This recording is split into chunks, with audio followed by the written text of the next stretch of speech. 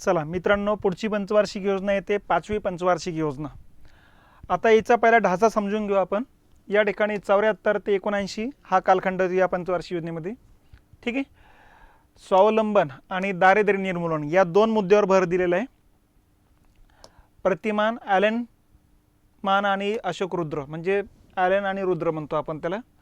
Target टाकलं होतं आता 4.4, प्रत्यक्षात साध्य झालं 4.8।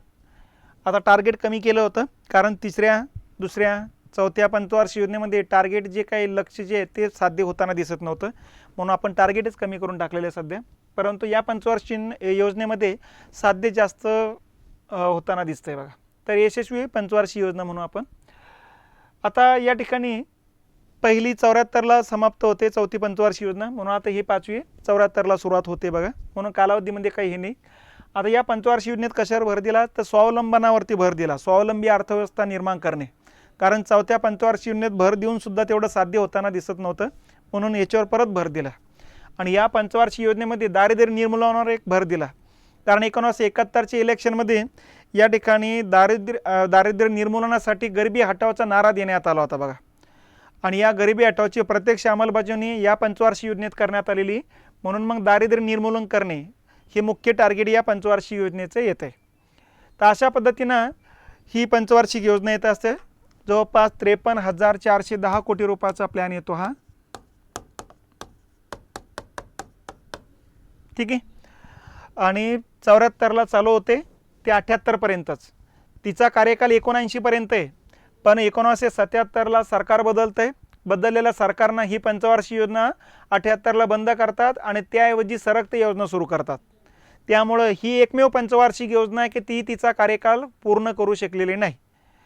कारण या पंचवार्षिक योजनेमध्ये 74 ते 78 अशी 4च वर्षे या ठिकाणी योजना चालू होत्या।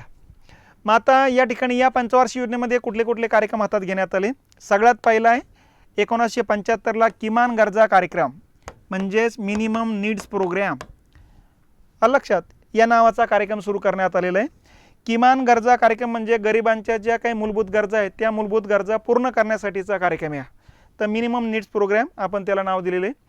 त्याच्यानंतर 1977ला कामाच्या बदल्यात अन्न हा एक कार्यक्रम सुरू करण्यात आलेला आहे, हा 77चा आहे, ठीक आहे। आणि रोजगार देण्यासाठी आणि त्या मोबदल्यात अन्नधान्य मिळवण्याचा कार्यक्रम फूड फॉर वर्क म्हणतो आपण त्याला, हा एक कार्यक्रम 77चा आहे। 75ला 20 कलमी कार्यक्रम सुरू करण्यात आलेले आहे बघा। 20 कलमी नावाचे कार्यक्रम 3 पंतप्रधानांनी सुरू केलेले। पहिल्यांदा इंदिरा गांधींनी सुरू केला 75ला, 87ला राजीव गांधींनी सुरू केला आणि 2011ला मनमोहन सिंगनी सुरू केलेला आहे। त्यापैकी इंदिरा गांधीचा सगळ्यात पहिला कार्यक्रम आहे। इंदिरा गांधींनी गरिबांच्या या ठिकाणी वेगवेगळ्या 20 मुद्द्यांवरती भर देणारा कार्यक्रम सुरू केला, त्या अर्थी नाव पडलं 20 कलमी कार्यक्रम, ठीक आहे। तर दारिद्र्य निर्मूलनाचाच एक भाग या ठिकाणी मानला जातो। त्याच्यानंतर 75ला एकात्मिक बाल विकास कार्यक्रम सुरू करण्यात आलेला आहे, ICDS, लक्षात। तर एकात्मिक बाल विकास कार्यक्रम बालकांच्या विकासासाठीचा कार्यक्रम आहे। तर हा 1975ला सुरू करण्यात आलेला आहे। आज पण हा कार्यक्रम चालू आहे। आज त्याच्यामध्ये महिला आणि बाल विकास कार्यक्रम असं आज त्याचं नाव पडलेलं आहे बघा। तर भारतभरातला हा आजही सर्वात मोठा कार्यक्रम म्हणून गणला जातो आहे। 1975लाच प्रादेशिक ग्रामीण बँकेची स्थापना करण्यात आली। आता ही RRB म्हणतो आपण, रिजनल रुरल बँक। आता या बँकेची स्थापना का करावी लागली तर या ठिकाणी दारिद्र्य निर्मूलन करणं ह्या या योजनेचं एक भर होतं। आणि दारिद्र्य निर्मूलन करताना दारिद्र्याखालील कुटुंबियांना या ठिकाणी कर्ज पुरवठा होणं गरजेचं होतं। आणि यामध्ये दारिद्र्याखालील कुठला वर्ग होता, अल्पभूधारक, सीमांत शेतकरी, कुशल कारागीर हे लोक होते। आणि या लोकांना बँक कर्ज पुरवठा करत नव्हत्या, कारण त्यांच्याकडे तारण ठेवण्यासाठी काही नव्हतं। मग यासाठी काय करता येईल याकरता M नरसिंहन यांच्या अध्यक्षतेखाली एक समिती स्थापन केली होती इंदिरा गांधींनी। त्या कमिटीने रिपोर्ट दिला होता आणि सांगितलं होतं की अशा प्रकारच्या बँका काढू की ज्या बँका या ठिकाणी या खालच्या वर्गाला कर्ज पुरवठा करेल विनातारण, अल्पदराने। आणि यासाठी ज्या राष्ट्रीयकृत बँका यांच्याकडेच हे काम दिलं गेलं पाहिजे। मग राष्ट्रीयकृत बँकांना सांगितलं की केंद्र सरकार या ठिकाणी बँक काढण्याकरता 50% भांडवल देईल, राज्य सरकार 15% भांडवल देईल, आणि मग ज्या पुरस्कृत बँका असतील त्या पुरस्कृत बँकांनी उर्वरित रक्कम टाकायची 35%। म्हणजे जवळपास 65% सरकार देईल आणि फक्त 35% रक्कम बँकांनी टाकायची आणि त्या बँकांनी RRBची स्थापना करायची। आणि त्या RRB मार्फत या ठिकाणी जो खालचा वर्ग आहे, सीमांत शेतकरी, अल्पभूधारक आणि कुशल कारागीर वर्ग, लोहार, सुतार, चांभार, कुंभार, तर या वर्गाला कोणताही तारण न घेता अल्पदराने कर्ज पुरवठा करायचा. जो नफा होईल त्या पुरस्कृत बँकेने स्वतःकडे ठेवायचा. फक्त सरकारचा हा कार्यक्रम त्यांनी राबवला गेला पाहिजे. तर अशा प्रकारचे शिफारशी या ठिकाणी केल्या आणि त्यानुसार मग या ठिकाणी प्रादेशिक ग्रामीण बँकेची स्थापना करण्यात आली. ठीक आहे. पहिली प्रादेशिक ग्रामीण बँक मोरादाबाद उत्तर प्रदेशमध्ये स्थापन झाली 1975ला आणि तिथून पुढं मग प्रादेशिक बँकांची संख्या वाढत 2005 पर्यंत 196 भारतभरात प्रादेशिक बँका उघडल्या गेल्या. ठीक आहे. आणि 196 बँकामार्फत या खालच्या वर्गाला वित्त पुरवठा करायला सुरुवात केलेली आहे. फक्त गोवा आणि सिक्कीम या 2 राज्यामध्ये एकही RRB नाही, प्रादेशिक ग्रामीण बँक नाही. बाकीच्या सगळ्या राज्यामध्ये या प्रादेशिक ग्रामीण बँका आहेत. 2005ला व्यास यांच्या अध्यक्षतेखाली एक कमिटी स्थापन केली होती समीक्षा करण्याकरता प्रादेशिक ग्रामीण बँकेची. आणि या समितीनं शिफारशी केल्या मग की जागतिकीकरणामध्ये टिकून राहण्यासाठी मोठ्या बँका स्थापन करा. आणि त्यामध्येच व्यास समितीने निर्णय घेतला की या प्रादेशिक ग्रामीण बँका एकमेकांमध्ये विलीन करून एकच मोठी बँक काढा. आणि 2005 पासून मग या बँका एकमेकांमध्ये विलीनीकरणाला सुरुवात होते. अशा प्रकारे विलीनी करत 196 वरून 43 पर्यंत या बँकांची संख्या आलेली आहे. तर सध्या या प्रादेशिक ग्रामीण बँका 43 आहेत. ठीक आहे. त्याच्यानंतर 1976ला लोकसंख्या नियोजनासाठी प्रथम लोकसंख्याविषयक धोरण जाहीर करावे लागले. मग यामध्ये आपण बघितलेलं आहे की याच कालखंडामध्ये 75ला आणीबाणी लावली होती. आणीबाणीच्या कालखंडामध्ये लोकसंख्या नियंत्रणाचा सक्तीचा कार्यक्रम हातात घेतला गेला होता. त्यामुळे लोकांच्या मनात प्रचंड नाराजी निर्माण झाली होती. आणीबाणी उठवल्यानंतर मग या ठिकाणी निवडणुका लागणार होत्या. सरकारचे सगळं लक्षात आलं म्हणून सरकारनं लोकसंख्याविषयक मवाळ धोरणाचा अवलंब आम्ही करणार आहोत असं घोषित केलेलं आहे बघा. पण त्याची अंमलबजावणी त्यांनी काही केलेली नव्हते, हे लक्षात घेतलं पाहिजे. तर पहिले लोकसंख्याविषयक धोरण ज्यामध्ये लोकसंख्या नियंत्रणासाठीची काही मार्गदर्शक तत्त्व सांगण्यात आली होती. यामध्ये गर्भनिरोधक साधनं मोफत ग्रामीण भागात वाटप करणे, लोकसंख्या शिक्षणामध्ये समावेश करणे, जाहिराती किंवा जाहीर प्रदर्शनं भरून या ठिकाणी वाढत्या लोकसंख्येचे तोटे लोकांच्या लक्षात आणून देणे, मुलीचं लग्नाचं वय 18 मुलाचे 21 करण्यावरती भर देण्यात आला. तर असे विविध उद्दिष्ट समोर ठेवून हे लोकसंख्याविषयक धोरण जाहीर करण्यात आलेले आहे.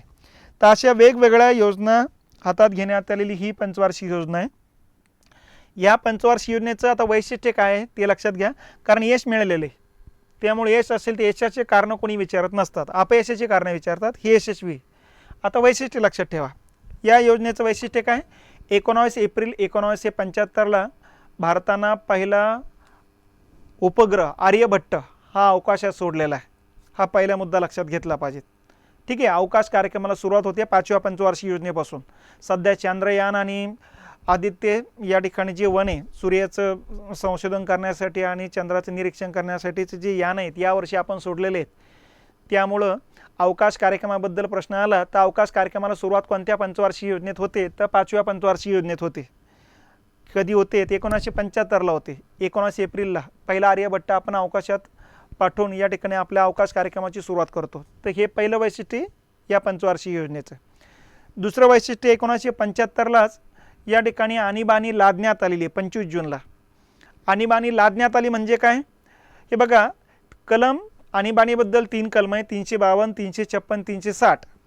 आता 360 आर्थिक आणीबाणीबद्दल आहे, अजून एकदाही लागू झालेलं नाही ते.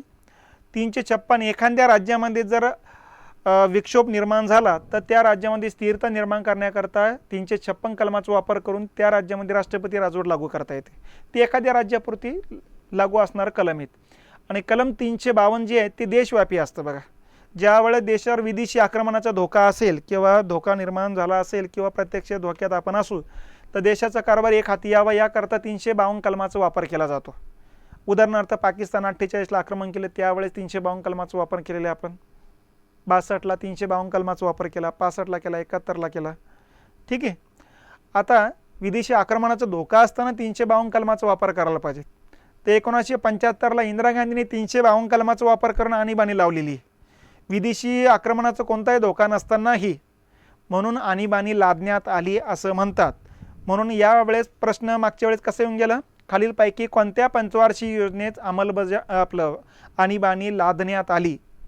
मग बरेच मुलं म्हणायचे सर बऱ्याच पंचवार्षिक योजनेत यांनी मग हेच कसं काय दिलं, तर लादण्यात आली याचा अर्थ होतो की लावण्यात आली नाही, ती लादण्यात आली याचा अर्थ थोडक्यात काय, कोणत्याही आक्रमणाचा धोका नसतानाही त्या कलमाचा वापर करण्यात आलेला आहे.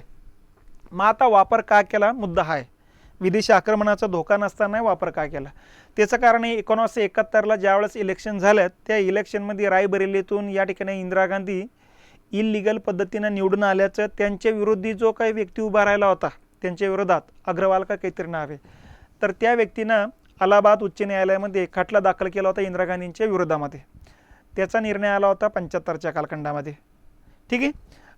आता 75ला आपल्या त्या निवडणुकीमध्ये त्यांनी जे काही पुरावे सादर केले की बाबा मतदान झालं इतके टक्के म्हणजे इतके लोक आहेत ते 2 ते 3 लाख लोक जे असतील ते, त्यापैकी मला मतदान मिळालं 1.25 लाख, इंदिरा गांधीनं 4 लाख, मतदान झालं 3 लाख. मग हे वरचे मतदान कुठून आलेत, याचा अर्थ हे इल्लिगल आहे आणि सरकारनं केलेले आहेत. म्हणून इंदिरा गांधी इल्लिगल पद्धतीने निवडून आल्याचं त्याने हे दिलं. मग शेवटी या ठिकाणी उच्च न्यायालयाने निर्णय दिला यांच्या बाजूनं आणि इंदिरा गांधींची निवड रद्द केली, म्हणजे पंतप्रधान पद जाणार. मग इंदिरा गांधींच्या लक्षात आले सगळे विरोधी पक्ष आपल्या विरोधात एकत्र आले, हे त्यांचं कट कारस्थान आहे. म्हणून हे हाणून पाडण्याकरता कलम 352 कलमाचा वापर करून 25 जून 1975ला त्यांनी आणीबाणी लागू करून टाकली. तर अशा पद्धतीने आणीबाणी केव्हा लादण्यात आली, तर 1975ला लादण्यात आली. ही एक घटना या ठिकाणी लक्षात ठेवा. आणि याच पंचवार्षिक योजनेमध्ये 1974ला 18 मेला या ठिकाणी भारतानं पहिली अणुचाचणी केलेली आहे, पहिल्यांदा अणुस्फोट केलेला आहे. भारत अणुशस्त्रसज्ज देश बनलेला 74ला.